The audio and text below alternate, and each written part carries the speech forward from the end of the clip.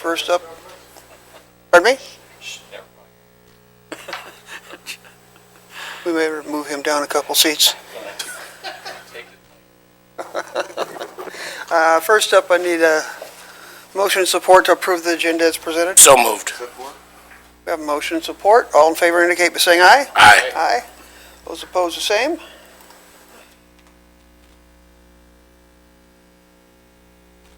Next up, we have public comment.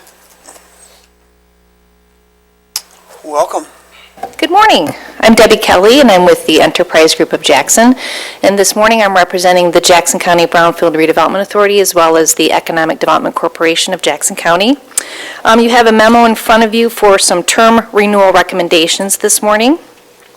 On behalf of the JCBRA, we would like to recommend Jim Dunn and Brad Runkle for renewal recommendations. For Ms. Heck, she's our city representative, and she is no longer interested in serving another term on either of our boards, the JCBRA or the EDC. And knowledge that I've received from Sharon at the city is that at their March 17th city council meeting, we'll be getting a new representative for both of those boards at this time. And after I sent this memo, I did have an interest for the vacancy that we currently have on our EDC board. Mindy Bradish-Orta, representing Consumers Energy, has an interest in serving on that committee, if so approved by this board and the county commission. And I think that's all I had at this time, so thank you so much. Thank you.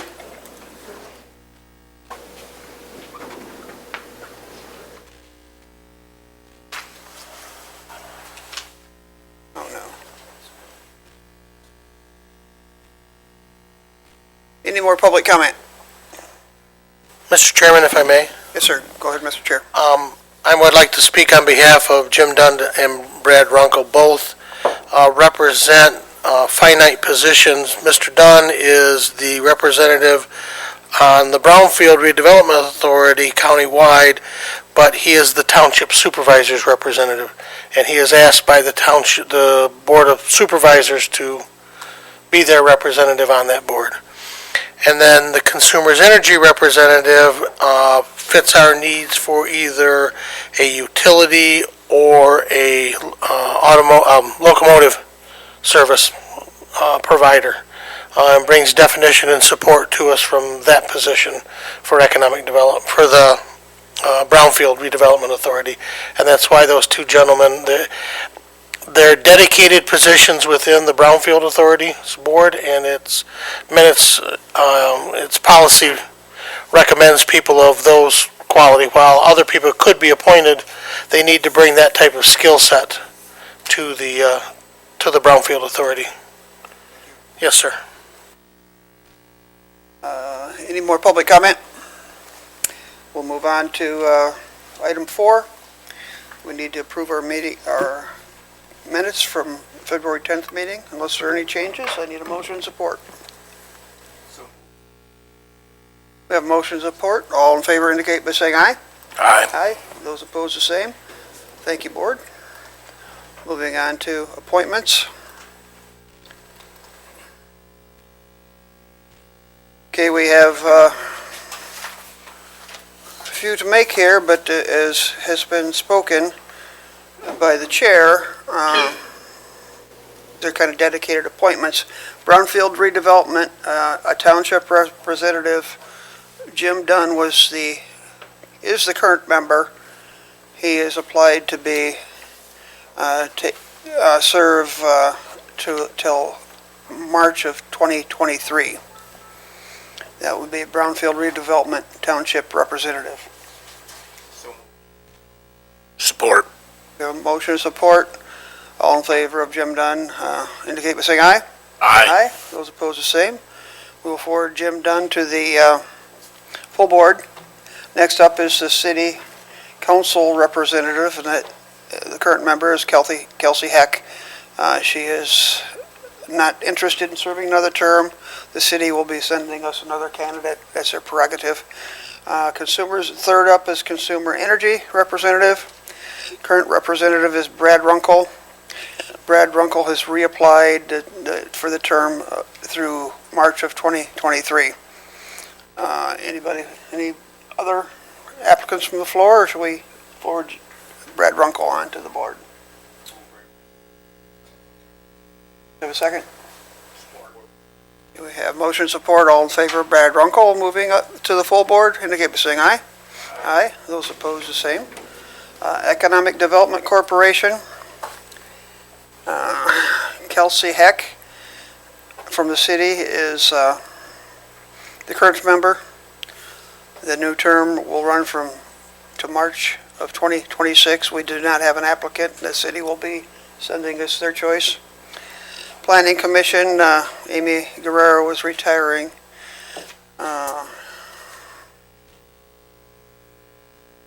That's one Mindy Bradish Orta is applying for. That the correct one? No. Go ahead, Tony. Before you move on to the next agenda item, I have a request relative to appointments. You have a request. You're not on my committee. Go ahead.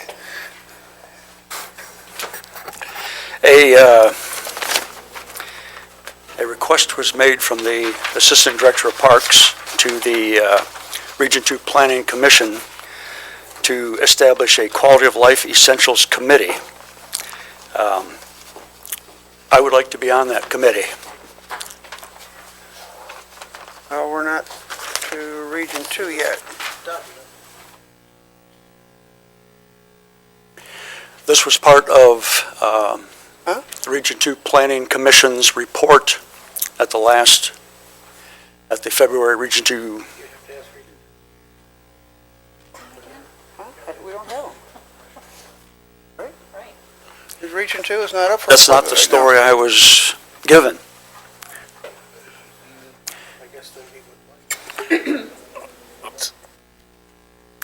Looks like April, Tony. I did ask Mike, and he said he would, at one breath he said he was appointing people, and I said I want to be on it. The next breath he said, well, the Board of Commissioners has not appointed you. So, Tony, I think you're talking about two different things, because now I'm confused. Are we talking about a Region 2 committee, or are we talking about a committee that I appoint? we're talking about, Because I'm pretty clear it's nothing to do with this appointments at No, these appointments. it's not a Region 2 Planning Commission committee. Region 2 Planning Commission was requested by the Assistant Director of Parks to draft up a statement. Chairman Shotwell has the paper there. He can read what the draft statement was supposed to accomplish. So a committee is being formed. It's not on our agenda.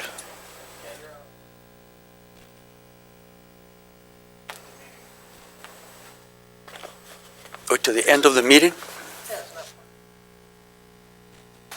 Public comments or what?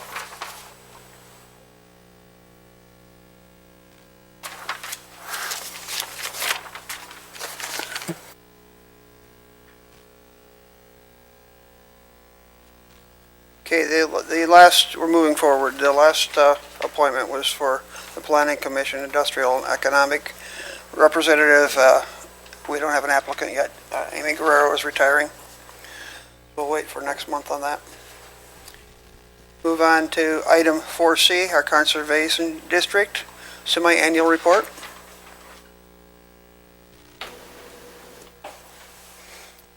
Morning. Good morning. For all of you who don't know me, my name is Lori Fitzgibbons. I'm the district manager at the Jackson County Conservation District. You all should have received a copy of my report. I'm just going to go over some of the high points of items that we have completed since we were here in September. So right now, our spring tree sale is underway. Our numbers are looking comparable to where we were so far last year, so we're right on track with last year's numbers. One of the big things that we completed since the last meeting is our household hazardous waste collection. This year, we had over 600 cars go through our collection event. We collected almost 57,000 pounds of household hazardous waste this past year. Only 31,000 was collected in 2018. Just over 42,000 pounds of latex paint was collected. Just over almost 19,000 pounds in 2018, and 25,000 pounds of electronic waste, and there was only 14,000 pounds in 2018. So this year's collection was huge. It was maybe too successful for what we could handle. So we are working on expanding that program this year. I'll talk a little bit more about that in a minute.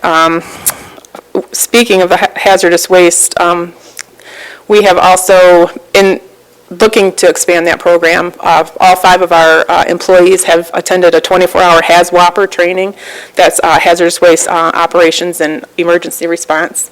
So when we do expand that program, we are all qualified to work those collections. We are all certified hazardous waste technicians now.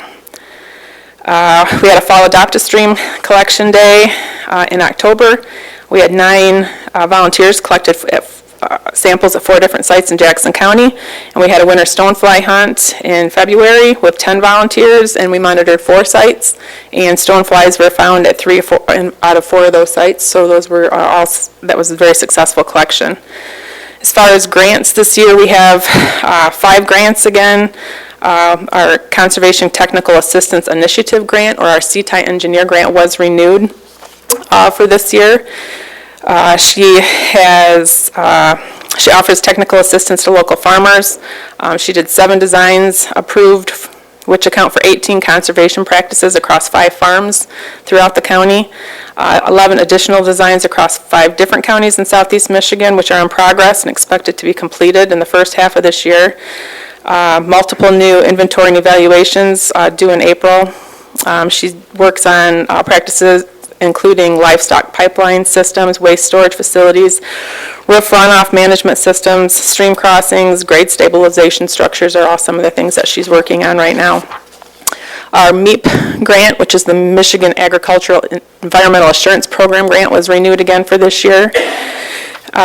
He has verified 6 new farms in 14 different systems in livestock, cropping, and farmstead.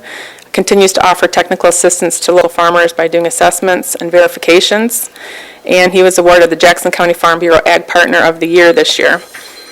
Our Hunter Access Program grant was also renewed. We still only have 1 property in Jackson County under that grant. It's the Michelonis property, which is in southern Ingham and northern Jackson counties. We also are finishing up the Michigan Invasive Species Grant Program. That grant will end at the end of this month. We did apply for and receive the second round of that, another almost $90,000 to continue that program through March of 2021. She has done,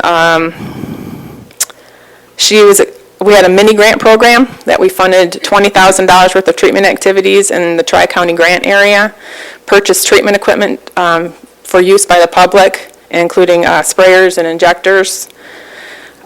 We hosted landscaping and lawn care seminars, oat wilt seminar, Japanese knotweed seminars, and we're also in the process of organizing mobile boat watches for the summer 2020.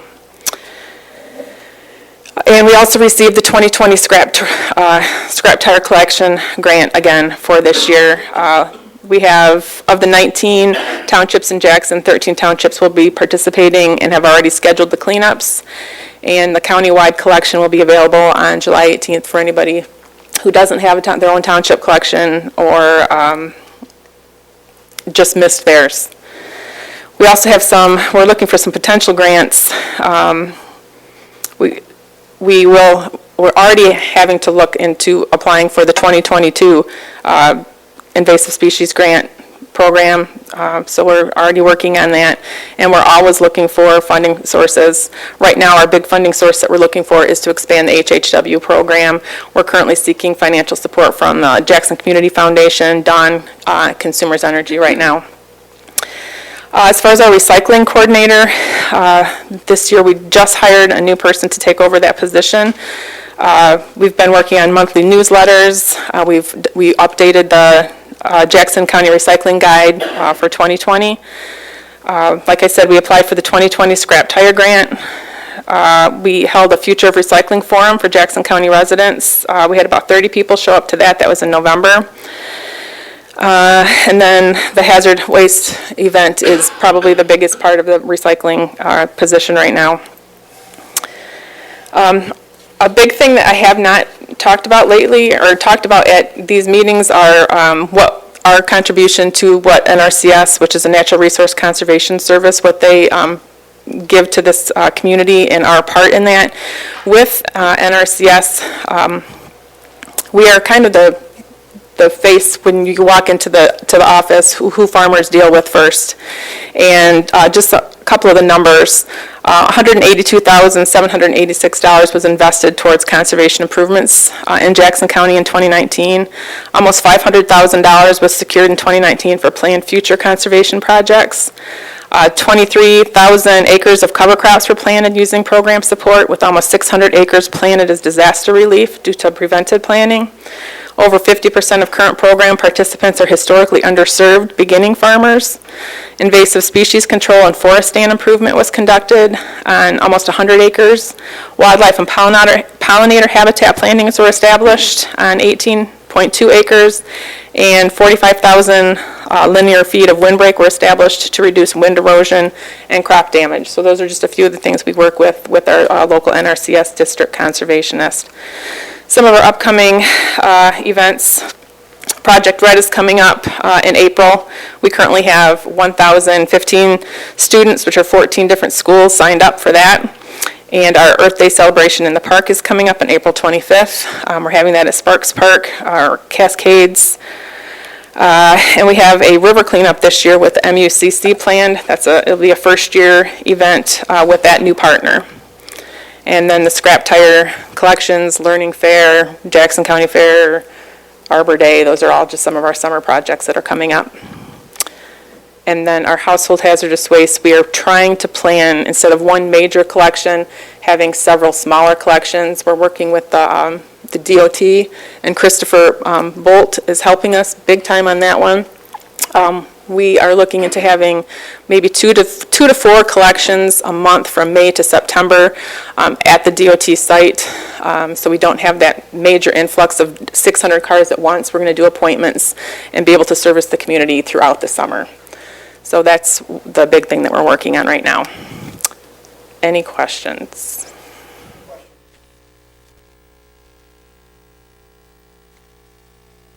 All right, thank you very much.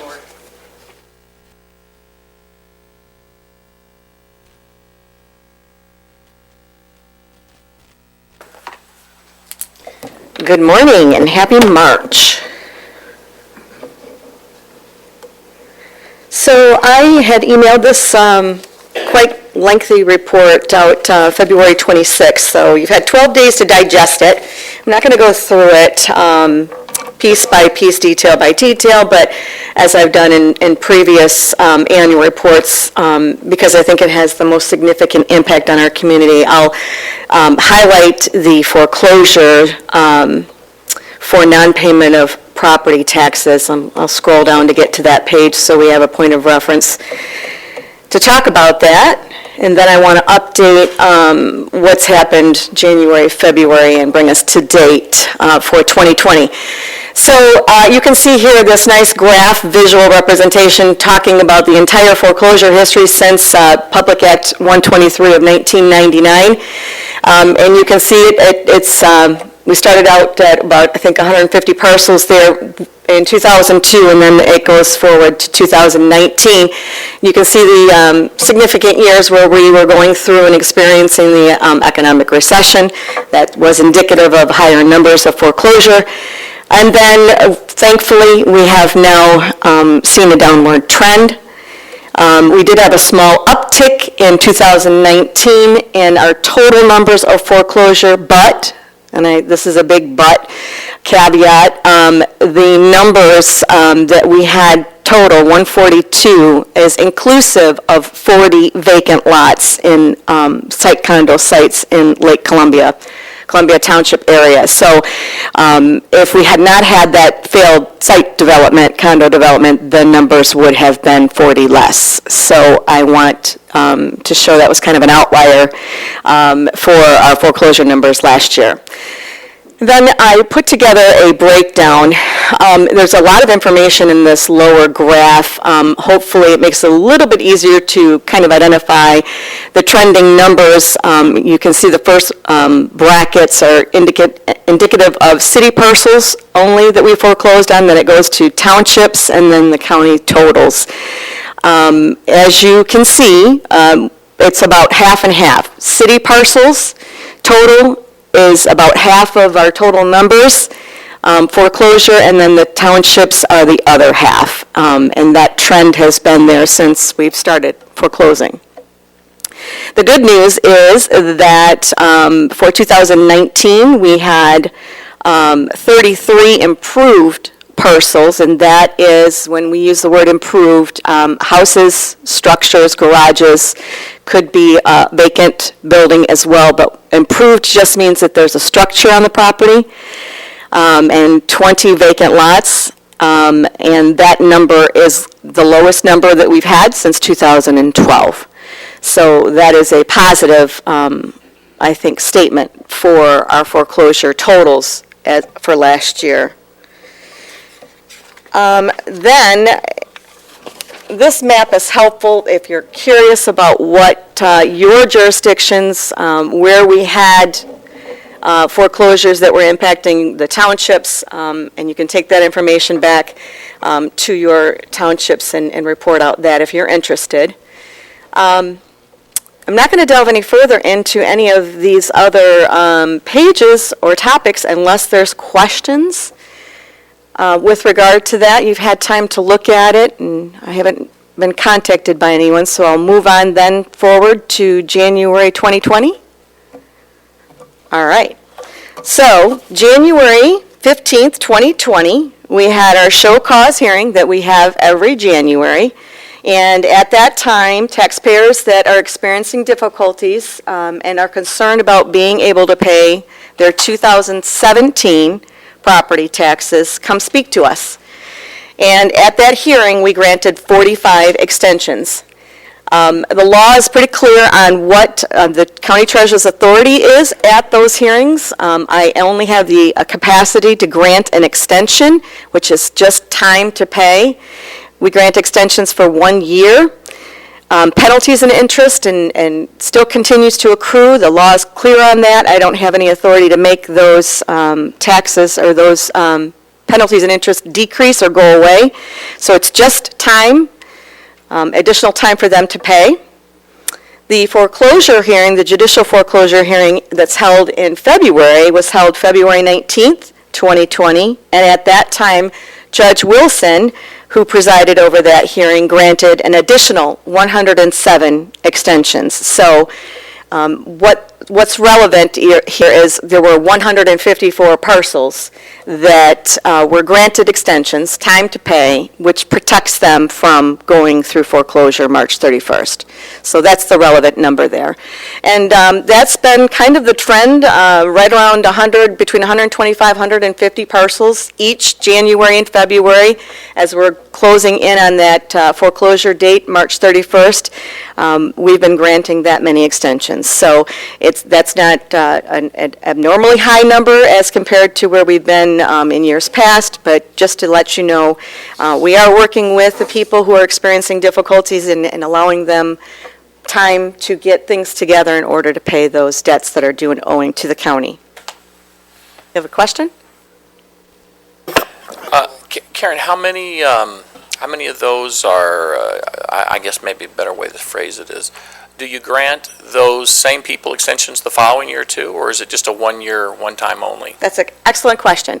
My policy as a county treasurer is the show cause hearing that's held in January is for, we specifically focus on those homeowners that are living in a house, own the house, and are concerned about not being able to pay the taxes. So we really focus that January hearing on those people that are going to be impacted with their primary residence We do talk to people who have rental properties, we do talk to people who have commercial, but I do not grant them extension at that hearing. I tell them that they can come to the judicial foreclosure hearing in February and ask the judge for an extension. So January, we really focus on those homeowners, because we want to talk to them and make sure that they understand that that March 31st deadline is a serious and firm deadline, and we want to prevent foreclosure from happening. So at the judicial foreclosure hearing in February, the judge, whomever that judge is assigned to for that hearing, and it rotates every year, the judge has full discretion as to whom they wish to grant extensions to. If they've had previous extensions, we let the judge know, because we bring all of that information to the courthouse with us, and it's at the judge's discretion if they want to grant multiple extensions, and I can tell you that they do. And so we've had, in February, we had taxpayers that have unpaid taxes going back to 2014, because they get extensions year after year after Have year. like 6 years of extensions? Correct. And, okay, are they making payments, or? Some are not. Okay. And you said it rotates from judge to judge? That's correct. It's through the judicial system, so when we go and file our petition each June, it's a random judge draw. So we have a different judge every year? Has that been our practice? Yes, that has been the practice, but it's totally random. Sometimes there may be, I think there was a couple of years back where we had two judges that, one judge that was the same 2 years in a Okay, row, so. thank you. Does that help explain that? Okay. All right. So where are we today? It's now March, and we are 22 days away from our deadline of March 31st for 2017 real property taxes that have not been paid. Our number's at 512. That actually is less than where we were this time last year, so that's a good thing. I think having those extensions has helped decrease that number. I want to get under 142. That's my target, so I'd like to get to 0, and we will work our darndest to make sure that happens. I'd like to have our staff go out and make a third personal service visit. That is not required by law, but we'll have them collect their information on those that are still remain unpaid, improved properties only. So again, we're trying to get those people that may have a house that they're at risk of losing for non-payment of foreclosure. And before March 31st, we're going to make another contact with them, just to make sure that they know that March 31st is the final deadline. So I think that is all that I have for data, unless there are questions that I can answer at this point in time.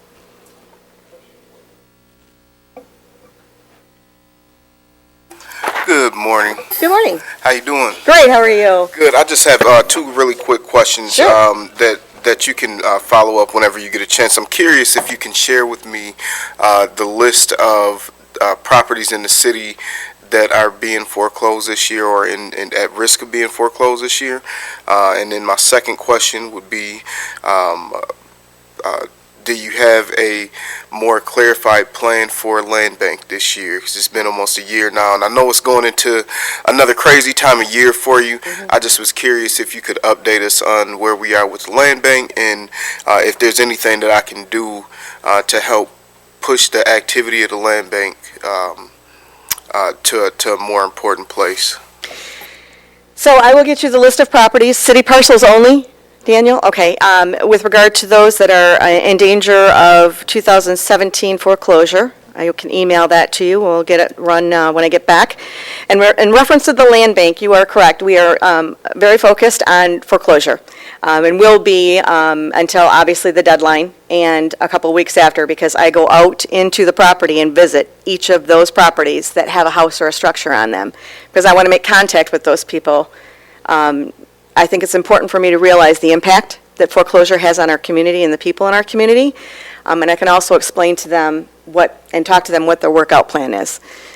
So we'll be busy doing that probably till mid-April. So to be honest, that will be my focus. With regard to the land bank, we've had issues with appointments not being filled properly through the city, so getting current board members and replacing board members that have termed off and are no longer willing to serve. I tried to coordinate a meeting early last year, to no avail. Sent out a request for those board members to let me know what their availability is, and I got 3 responses. So I will continue to turn back to that and see if we can't get some forward direction with the land bank. Just a quick follow-up, if there's anything that I can do to help, and I'll check with the administrator or our office to find out who's on that list of appointees for that committee. If I can help in any way, I just don't want us to keep running into this time of year and then summer gets away from us and then we're back to this time of year again before we see any activity with the land bank. I agree. Time does move too quickly. Thank you. Any other questions? More just a comment, Karen. I made the comment this morning, I appreciate you hooking up the animal shelter with the ability to do licenses. Absolutely. For the dogs. Very good thing, and I Yes. appreciate it. Yes. We'll continue to grow that, too. They're doing an awesome job over there. Just a quick question. Go ahead, Commissioner Williams. Good morning. Good morning. So I was approached with a unique, and I don't know how common this is, but with a unique request from a constituent who was pretty ill at the time, was unable to make it to the building to pay her taxes. She has the finances, or it's been since taken care of, but this is just for future reference, had the finances to take care of it, but could not get here to do that. I recently learned that you can pay online, I think it was. Yes, we've had that since 2009, 2010, that ability to pay delinquent property taxes online, yes. So for the community that isn't as tech savvy, are there opportunities to take care of their debts in the event that they're unable to get here or to get to the bank to get a cashier's check, those kind of things? Absolutely. Have them reach out directly to me, Okay. and we'll get it Wonderful. taken care of, either by phone or by email, or stopping into the office, or having a family representative. I'm working with people right now Perfect. that are in that situation. So, Okay. again, our goal is to prevent foreclosure. Wonderful. Okay. Wonderful. Thank you so much. So, but your issue has been taken care of? Yeah, it's been taken care of. Okay, so I don't need to circle back with you then. Yeah, we're all set. Okay, Thank you. great. Nothing further, Mr. Chair.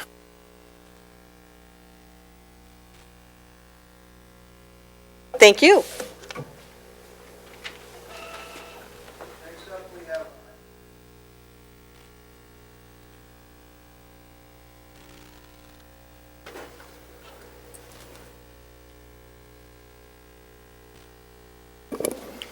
Good morning.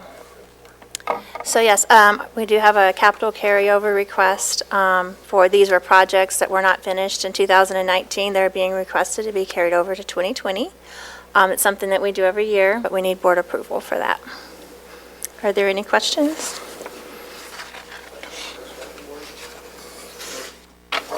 Support.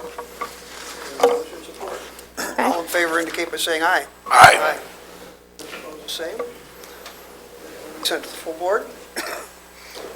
Next up for F, Finance General Fund Budget Amendment. Okay.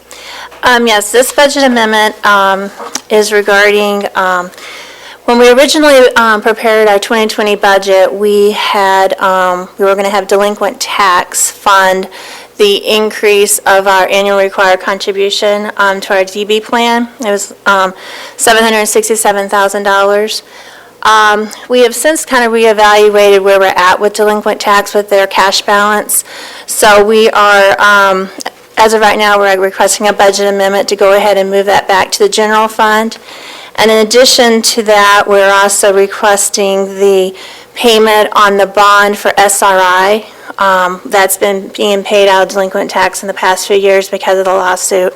And so we're requesting that to also be paid out of the general fund also, and not delinquent tax, to help preserve the delinquent tax fund. With this budget amendment, it will bring our percentage to about 18% of our prior year expenditures. So we are still in the board policy regarding our fund balance. Questions, board? Discussion? Okay, if there's no question, no discussion, we need a motion and support to send this to the full board. So moved. Motion support, all in favor indicate by saying aye. Aye. Those opposed the same, passes unanimously. We'll move on to 4G, our monthly report. This will be January of 2020.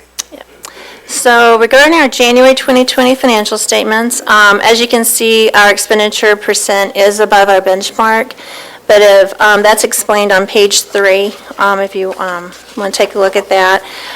We had an invoice, a February invoice was paid in January too, so it was double paid for our retiree health insurance. Our Region 2 appropriation, we paid 78% of it, so instead of like 1/12, that also caused our expenditures to be higher. And then we also includes our insurance renewals. So there were just some payments in January that just kind of made it go up above, but we're not over budget. It's just kind of skewed our benchmarks a little bit. Yeah. And then on our revenues are higher than our benchmark. So I don't know if those are kind of highlights for January. So far. Any questions?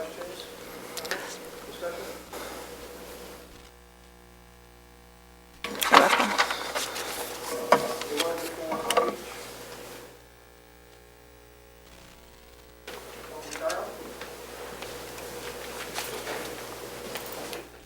Thank you. Good morning. So you'll recall April of 2019, the board approved a guaranteed maximum price for the new event center, just over $6.4 million. There were some exceptions to that guaranteed maximum price. One of them was poor soils. So we did, of course, encounter poor soils on the east side of the building. Basically everything closest to the river, there's just a natural slope that goes down to the river. It's been backfilled over decades with all sorts of things, large pieces of concrete. There were tree trunks, all sorts of things down there that had to be mitigated, basically. So the soils had to be removed. Sand and stone had to be added to make it suitable for the building foundation. So what was there wasn't suitable, and we would have had a building that settled. So we're looking for approval of a change order, just over $66,000. That's for mitigation of these soils, along with additional testing.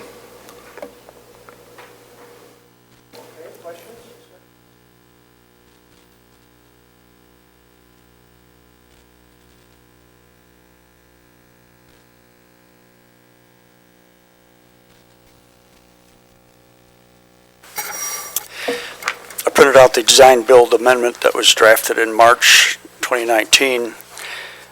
If any of you have it or looking at it, page 7 talks about allowances and contingencies. So that $6,400,000 price included an allowance of $17,500 for under-slab vent system. Was that under-slab vent system ever installed? Also, there's an item on that same page, contingencies. There was a contingency of $114,480 for construction manager. Was one hired, and were those monies spent? What I'm looking to get at is those were contingencies, allowances that were added to the contract price. If they weren't fully spent, then there's still our money, when you can use that money to pay this $66,000 in soils. So can you give me a report on that under-slab vent system or the construction manager contingency? Well, I don't have that in front of me. So it says construction manager for $114,000. That was the amount of the contingency. That was the total contingency amount, which is just under 2%. I think that's more typical for up in the 5% range for a project budget like this. So the hope was that this could be carried in the contingency, but it just... I'm sorry, I couldn't hear that. The hope was this was going to be carried in the contingency, yes, but it didn't pan out that way. $114,000 for the construction manager was spent? The total contingency was 114,000, yes, that was spent. Who was the construction manager? I don't know if that's a phrasing in the contract, we didn't, that's the contingency amount was 114,000. Okay. Did you have something? Was the under slab vent system installed? Yes. So that installation cost was 17,500 or more or less, or? I think it was less, I'd have to double check for sure, though.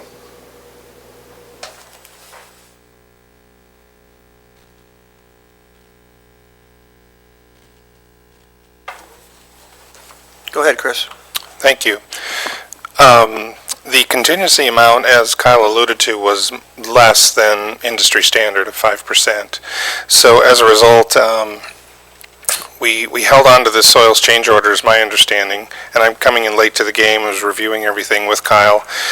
But the hope was to actually pay it for it with that contingency money. However, with a variety of needs and changes that happen throughout construction, particularly here in the last 3 to 4 months, it turns out that most of that contingency, actually all of it, was used by the contractor, and that's what it's there for. So all of that was vetted and reviewed carefully with the construction manager, who did, frankly, an outstanding job in helping to watch things with a microscope and represent our best interests in the project.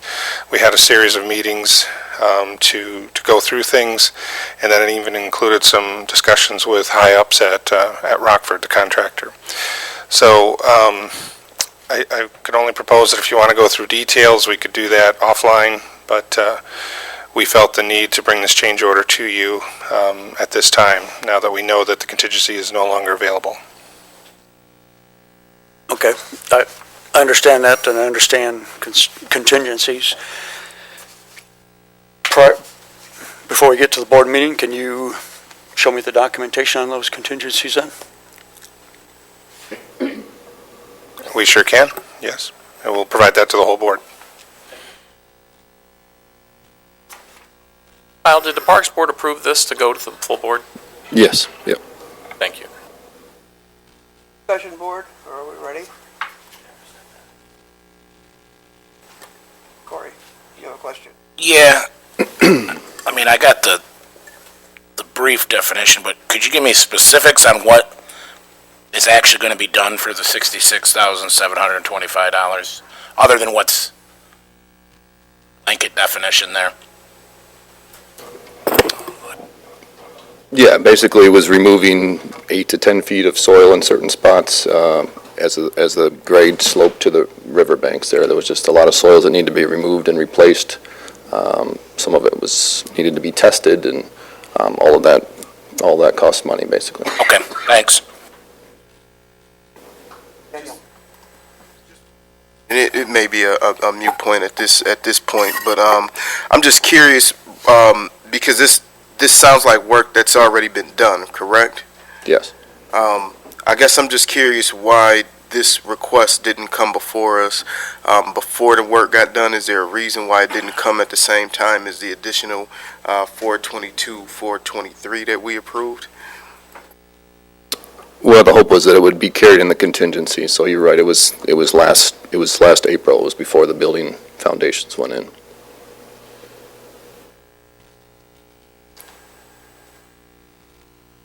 Discussion. I'll make a motion to move it to the full board. Support. Motion and support. All in favor indicate by saying aye. Aye. Those opposed, the same. Aye.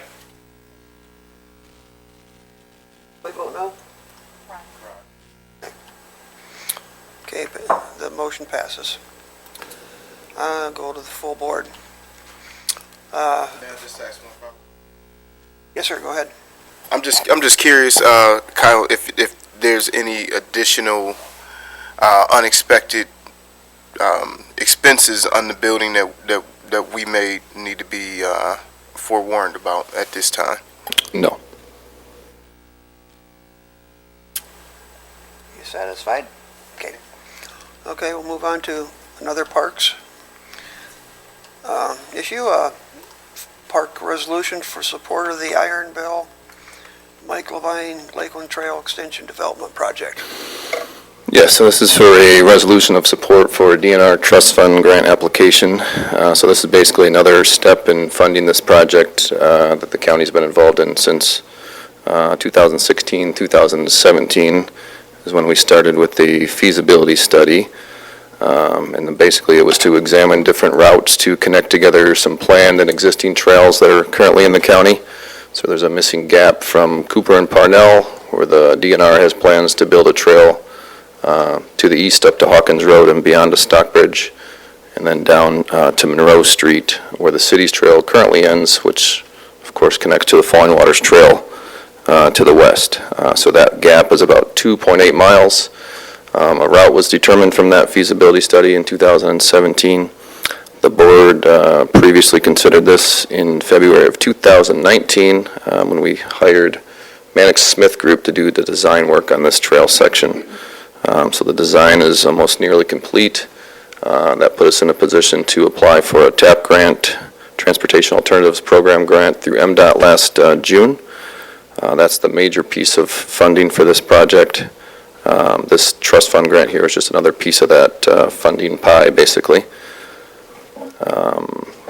So this would be for trust fund grant. The deadline is at the end of this month. And part of the process is a resolution from our highest governing board. Discussion? Corey?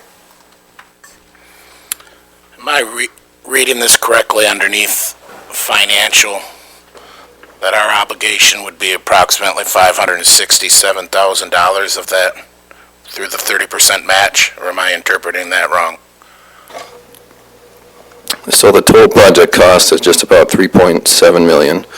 The Transportation Alternatives Program grant is just about $1.9 million that we're going to be receiving here any day, actually. So we've got about $500,000 in park millage dollars is what's planned. $3 million in grants.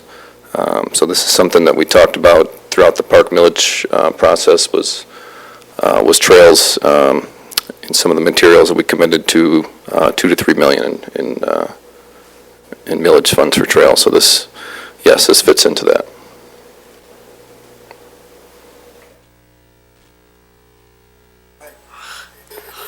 Quick question.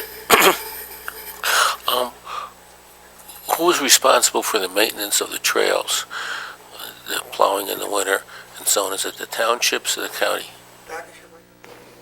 Yes. Who is responsible for the maintenance of the trails once they're all built and ready to go? In regards to like snow plowing in the winter and general maintenance, is it going to be the townships or the county or who? Yeah, so the county parks currently maintains the 10.5 mile Falling Waters Trail. The city maintains the portions within the city. The DNR has asked us to consider maintaining the section that they built last fall from the county line to Hawkins Road. That would be a time and materials basis, so we would be reimbursed for that. But this section here, yes, this would be maintained by the county parks as well.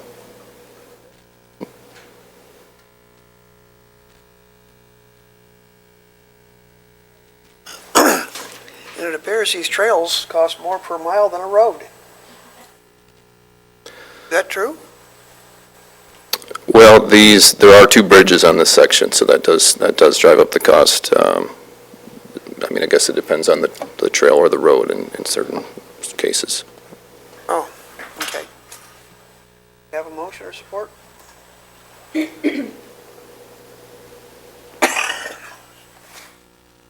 Motion or support? This is the grant we're applying for. That's all the motions for is to present a resolution in support of the grant, the parks applying for a grant. Motion? Have support? Support? Okay. Okay, we have a motion and support. All in favor indicate by saying aye. Aye. Those opposed? Nay. All right, passes 3-2. Next up, we have another Parks. Okay, this is for, that was a development grant, this is an acquisition grant for some property, 48 acres of land at the confluence of the Grand and Portage Rivers. So this board previously discussed and approved this back in October of 2019. You approved the process of having an appraisal completed and submitting a DNR trust fund grant application in March. So we're at that point of now of submitting the grant application, and again, that requires another resolution of support. Discussion. Is this the same property that we warned we're having flood issues with? The emergency management we talked about? This is right adjacent. Okay.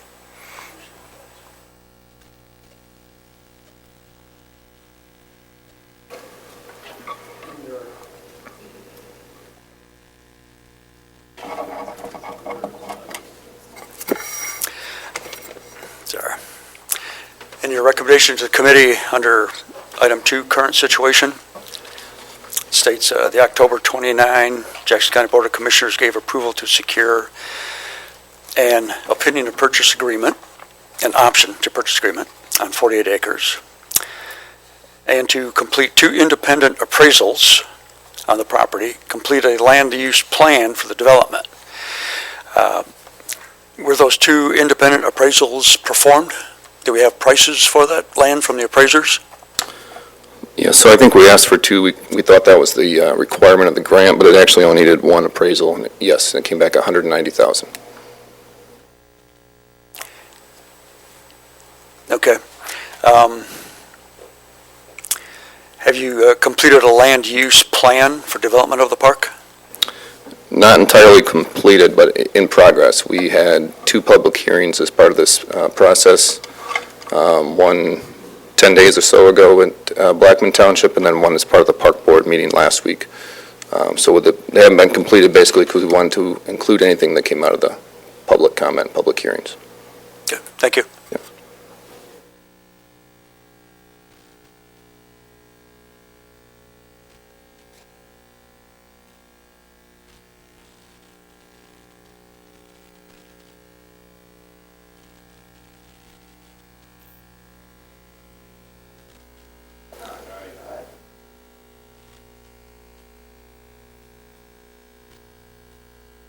Thank you.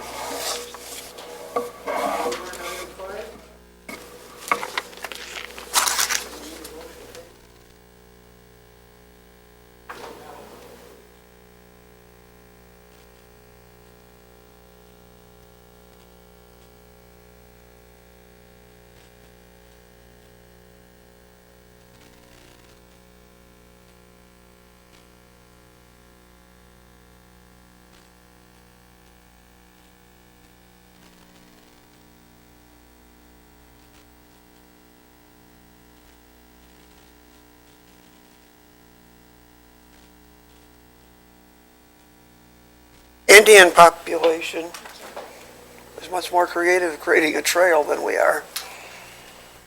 No other committee comments? Meeting adjourned.